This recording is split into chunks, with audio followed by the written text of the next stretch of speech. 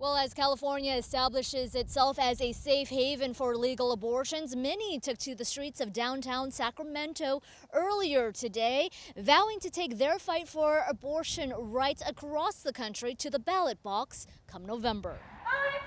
My choice! My choice!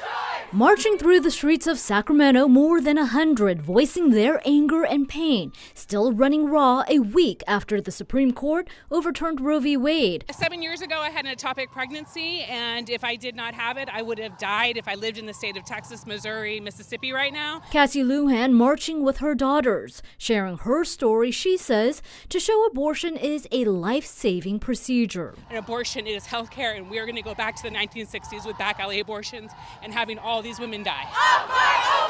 The march coming just hours after President Joe Biden held a virtual meeting with 9 Democratic governors from states where legal abortions are protected. Governor Newsom was not a part of that roundtable. Biden admitting he doesn't have the votes right now to do a carve-out for the Senate filibuster in order to pass a bill that would codify Roe into law. Instead, calling for voters to head to the polls. This is going to go one way or the other after November.